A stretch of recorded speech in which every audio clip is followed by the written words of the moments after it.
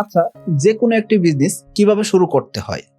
অর্থাৎ আপনি একটি বিজনেস করতে যাচ্ছেন, কিন্তু আপনি কোথায় থেকে শুরু করবেন সেটা আপনি জানেন না। আপনি সার্ভিস ওরিয়েন্টেড বিজনেস করতে পারেন অথবা প্রোডাক্ট ওরিয়েন্টেড বিজনেস করতে পারেন। অর্থাৎ আপনার ব্যবসাটি হতে পারে পণ্য রিলেটেড বা প্রোডাক্ট রিলেটেড, অথবা আপনি যে কোনো একটা সার্ভিস দিচ্ছেন সেই সার্ভিস রিলেটেড। এখন আপনি বলতেন ভাই একটু যদি বাংলায় বলতেন, যেমন ধরুন আপনি গ্রাফিক্স ডিজাইন শিখছেন অথবা আপনি ভিডিও এডিটিং খুব ভালো পারেন। এই ক্ষেত্রে অনেক উদ্যোক্তা ভাই আছেন যারা গ্রাফিক্স ডিজাইন পারেন না, বা অনেকের কোম্পানিতে ভিডিও এডিটিং দরকার হয়, অথবা অনেকের কোম্পানিতে ডিজিটাল মার্কেটিং এর সার্ভিসটা দরকার হচ্ছে। অর্থাৎ তাদের নিজস্ব লোকবল দিয়ে এই কাজটা করাইতে পারতেছে না, কিন্তু তাদের এই সার্ভিসটা দরকার। এই ক্ষেত্রে আপনি কি করতে পারেন, তাদেরকে সার্ভিস প্রোভাইড করতে পারেন। এই একটা বিষয়। দ্বিতীয় যে বিষয় সেটা কি, প্রোডাক্ট ওরিয়েন্টেড বিজনেস। অর্থাৎ আপনি যে কোনো প্রোডাক্ট বিক্রি করবেন, সেটা যে কোনো সিজনাল ফলমূল হইতে পারে, মধু হইতে পারে, খাতা কলম হইতে পারে, যে কোনো কিছু হইতে পারে। অর্থাৎ ফিজিক্যাল প্রোডাক্ট, এই প্রোডাক্ট আপনি বিক্রি করবেন। এখন ফিজিক্যাল প্রোডাক্টের বাইরে আবার আপনি চাইলে কিন্তু ডিজিটাল প্রোডাক্টও বিক্রি করতে পারেন। অর্থাৎ আপনি বিভিন্ন ধরনের ছবি বা বিভিন্ন ধরনের কাজকর্ম করছেন, সেই শৈল্পিক কাজকর্মগুলো আপনি বিক্রি করতে চান, সেটাও কিন্তু করা যায়। অর্থাৎ আপনি অনেকভাবে বিজনেস করতে পারেন, কিন্তু এই জিনিসটা শুরু করবেন কিভাবে, অর্থাৎ স্টার্টিংটা কেমন হবে, বা স্টার্টিং করতে আসলে টাকা লাগে নাকি কি লাগে, এটা একটা প্রশ্ন। যেহেতু আমি একজন ব্যবসায়ী এবং কি ইনভেস্টর, এই ক্ষেত্রে আমাকে অনেকের সাথে উঠা বসা করতে হয়, এবং কি আমি অনেক জায়গা থেকে শুনি যে ইনভেস্টমেন্টের অভাবে ব্যবসা বড় করতে পারতেছি না, বা ইনভেস্টমেন্টের অভাবে আমি ব্যবসা শুরু করতে পারতেছি না। অর্থাৎ আমি একটা বিজনেস করব, কিন্তু আমার কাছে কোনো মূলধন নাই, বা ক্যাপিটাল নাই, বা টাকা নাই। আসলে একটা বিজনেস শুরু করতে কি ইনভেস্টমেন্টটাই বড় বিষয়? না, একটা বিজনেস শুরু করতে কখনোই মূল বিষয় ইনভেস্টমেন্ট নয়। ইনভেস্টমেন্টটা অনেকটা পরে লাগে। সর্বপ্রথম যে জিনিসটা দরকার হয় সেই জিনিসটা কি, আপনার মেন্টালিটি। অর্থাৎ আপনি মানসিকভাবে কতটুকু ফিট, সেটাও খুব জরুরি। অর্থাৎ আপনি কোনো একটা কাজ করবেন, সেই জিনিসটা যদি আপনি আগামী ৫ মিনিট ১০ মিনিটের ভিতরে সিদ্ধান্ত নিতে পারেন, সেই ক্ষেত্রে আশা করা যায় ওই কাজটা আপনি সম্পূর্ণ শেষ করতে পারবেন। কিন্তু যখন আপনি চিন্তা করছেন আপনি একটা বিজনেস করবেন, তারপর আপনি একটু ঘুমাইলেন বা কোনো জায়গায় ঘুরতে গেলেন বা যে কোনো একটা কাজে ব্যস্ত হয়ে গেলেন, দেখবেন কি জীবনে কোনোদিন আর ওই কাজটা শুরু করতে পারতেছেন না। অর্থাৎ আগামীকালের জন্য যেই কাজটা আপনি ফেলে রাখতেছেন, সেই কাজটা শুরু না হওয়ার চান্সটা অনেকাংশেই বেশি থাকে। এর পাশাপাশি অবশ্যই বিজনেসের রিস্ক আছে। সেই জিনিসটা আমাদের সমাজ অবশ্যই বারংবার চোখে আঙ্গুল দিয়ে দেখাই দিচ্ছে যে বিজনেস মানে রিস্ক। সো বিজনেসে যাওয়া যাবে না। আপনি কি করবেন? অবশ্যই চাকরি করবেন। আপনি কি করবেন? বিদেশ চলে যান। আপনি কি করবেন? গভর্নমেন্ট সার্ভিস দেন। অর্থাৎ আপনি স্টেবল একটা চাকরিতে থাকেন বা স্টেবল একটা ইনকামে থাকেন। কিন্তু একটু খেয়াল করেন, যেসব কোম্পানিতে আপনি চাকরি করতে যাইতেছেন, ওই কোম্পানিগুলোও কিন্তু কেউ না কেউ শুরু করছিলেন, এবং ওই কোম্পানিগুলো আজও রানিং আছে বা বড় হচ্ছে দেখে আপনি ওই জায়গায় চাকরি করতে পারতেছেন। এই জন্য আমি আপনাকে বলবো উদ্যোক্তা হওয়াটা জরুরি। এখন উদ্যোক্তা হবেন কিভাবে, বা একটা বিজনেস কিভাবে শুরু করবেন?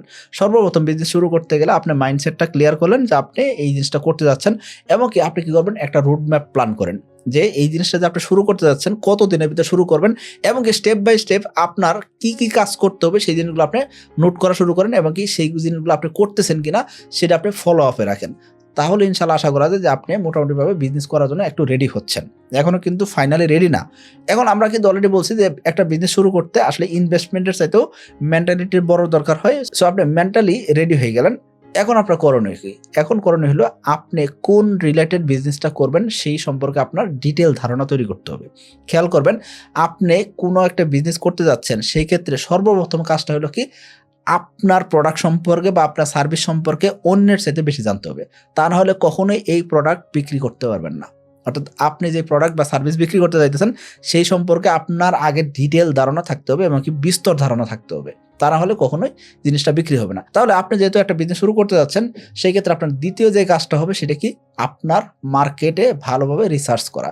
কোন প্রোডাক্ট চলতেছে, কেন চলতেছে, কিভাবে চলতেছে, কে বিক্রি করতেছে, কত জনে বিক্রি করতেছে, কিরকম কম্পিটিটর আছে, কত টাকা লাভ হয়, কিভাবে লাভ হয়, এই যে জিনিসগুলো আপনি খুঁজে বের করেন। এরপর আপনি কি করবেন, এই প্রোডাক্ট কিভাবে সোর্স করতে হয় সেই জিনিসটা আপনি খুঁজেন। অর্থাৎ যেই প্রোডাক্ট আপনি বিক্রি করতে যাচ্ছেন, সেই প্রোডাক্টের সোর্সিং আপনি খুঁজে বের করবেন।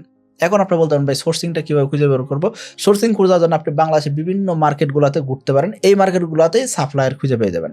অথবা আপনি যদি নিজে ম্যানুফ্যাকচারিং করে বা নিজে উৎপাদন করে কোনো জিনিস বিক্রি করতে চান, সেই ক্ষেত্রে আপনাকে অবশ্যই এই সম্পর্কে ডিটেল ধারণা রাখতে হবে। অর্থাৎ একটা কারখানা কিভাবে চালাতে হয়, কারখানা কিভাবে রেডি করতে হয়, এই প্রোডাক্ট কিভাবে তৈরি হয়, এইসব জিনিস সম্পর্কে আপনার বিস্তর ধারণা রাখতে হবে। এখন বলতে পারেন ভাই আমি তো কারখানা নিজে চালাবো না, আমি তো লেবার দিয়ে চালাবো। হ্যাঁ, আপনি লেবার দিয়ে চালাবেন ঠিক আছে, কিন্তু দিন শেষে কিভাবে কাজ করে ফাংশনগুলো আপনাকে বুঝতে হবে। তা না হলে জীবনেও এই বিজনেসে আপনি সাস্টেইন করতে পারবেন না। এখন আপনার যদি সার্ভিস ওরিয়েন্টেড বিজনেস হয় সেই ক্ষেত্রে কি করবেন? সেই ক্ষেত্রে মার্কেটে কারা সার্ভিস দিচ্ছে, কিভাবে সার্ভিস দিচ্ছে, সার্ভিসের মূল্য কত নির্ধারণ করছে, তাদের সার্ভিসটা কত দিনে হ্যান্ডওভার হয়, ডিটেইল ধারণা রাখতে হবে এবং কি তাদের কাস্টমার তাদেরকে কিভাবে টাকা পে করে A to Z আপনাকে জানতে হবে। এই জিনিসগুলো আপনি আগে ক্লিয়ার করলেন। এখনো কিন্তু আপনি ব্যবসায় আগান নাই বা ব্যবসা শুরু করেন নাই। খেয়াল করেন, এখন পর্যন্ত আপনি মার্কেট রিসার্চ করতেছেন। মার্কেট রিসার্চ শেষ। এখন আপনি কি করবেন? আপনি ফাইনালি একটা মুভ করবেন যে আপনি কিভাবে শুরু করতে যাচ্ছেন। অর্থাৎ আপনার শুরুটা কেমন হবে। এই ক্ষেত্রে অনেকে কি করে ফেলেন যে একটা দামি অফিস নিয়ে ফেলেন, অনেক ডেকোরেট করে ফেলেন, অনেক গ্যাজেট নিয়ে ফেলেন। এই কাজটা আপনি করবেন না।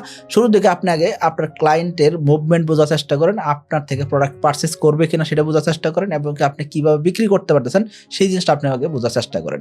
এরপর কাজ হলো আপনার ইনভেস্টমেন্ট কালেক্ট করে বিজনেসটাকে স্কেলেবল করা বা বিজনেসটা বড় করা। অর্থাৎ আপনি বিজনেস শুরু করার আগে চিন্তা করছেন যে আপনার পুঁজি দরকার, ইনভেস্টমেন্ট দরকার। আসলে বিজনেস শুরু করতে পুঁজির খুব দরকার ছিল না, দরকার ছিল আপনার মাইন্ডসেটের। দ্বিতীয় বিষয় দরকার ছিল আপনার ভালো একটা রিসার্চ করা। তৃতীয় যে জিনিসটা দরকার ছিল সেটা কি সাপ্লায়ার খুঁজে বের করা। চতুর্থ যে কাজটা ছিল সেটা কি আপনার একদম সেলসম্যান হওয়া খুব জরুরি ছিল বা সেলস কিভাবে জেনারেট করতে হয় সেটা আপনাকে জানতে হবে। এরপরে আরো অনেক কাজকর্ম আছে, যেমন বিজনেসে ক্যাশ ফ্লো কেমনে চলে বা একটা বিজনেসের লেজার কেমনে মেনটেন করতে হয়, একটা বিজনেসে কাস্টমার আসলে সঙ্গে সঙ্গে যে বিক্রি হয় না, কাস্টমার বারংবার নক করতে পারে কিন্তু প্রোডাক্ট নাও কিনতে পারে, সেই ক্ষেত্রে মাইন্ডসেট কেমন হবে এবং কি কাস্টমারের সাথে কিভাবে কথা বলতে হয়, একই কাস্টমার রিপিট কেমনে করা যায়, এরকম অনেক বিষয় আপনাকে শিখতে হবে। শুধুমাত্র আপনি ইনভেস্টমেন্টের অভাবে বিজনেস শুরু করতে পারতেছেন না, এটা আসলে ভুল ধারণা। আশা করি আপনি ক্লিয়ার হয়েছেন যে আপনি একটা বিজনেস শুরু করতে চাইলে কি লাগবে। এখন আমি আপনাকে একটা প্রো লেভেলের টিপস দিব। এই টিপসটা আপনার ফলো করা খুব জরুরি। সেই ক্ষেত্রে আপনি খুব সুন্দর করে আপনার প্রোডাক্ট খুব ভালোভাবে রিসার্চ করতে পারবেন এবং কি আপনার বিজনেস শুরু করতে কত টাকা লাগবে সেই জিনিসটা আপনি বুঝে যাবেন।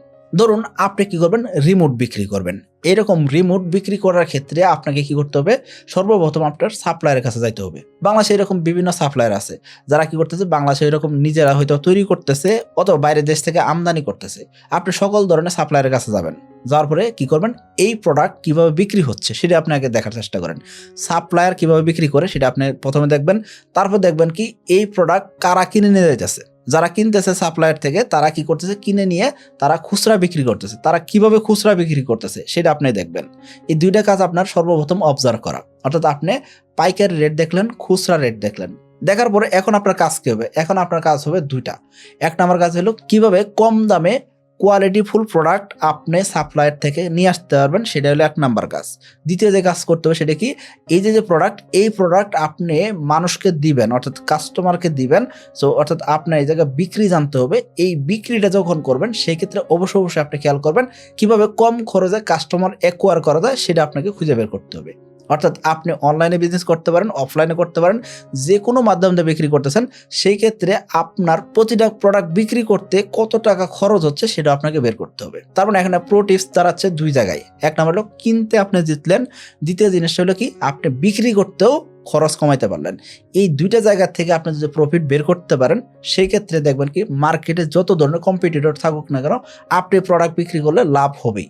সো আমি বলবো আপনাকে এই দুইটা জায়গা আপনি ভালোভাবে ফোকাস রাখার চেষ্টা করেন। আশা করি বুঝতে পারছেন একটা প্রোডাক্ট কিভাবে বিক্রি করতে হয় সেটা আমি বুঝাই দিছি, একটা প্রোডাক্ট কিভাবে রিসার্চ করতে হয়, কিভাবে সাপ্লায়ার খুঁজে বের করতে হয় সেটা আমি দেখাই দিছি। এর পাশাপাশি একটা বিজনেস কিভাবে শুরু করবেন সেই জিনিসটা আমি দেওয়ার চেষ্টা করছি। আশা করি বুঝতে পারছেন। সকলে ভালো থাকবেন, সুস্থ থাকবেন। আসসালামু আলাইকুম এবং এখনো যারা চ্যানেলটিকে সাবস্ক্রাইব করেনি সাবস্ক্রাইব করে দিবেন।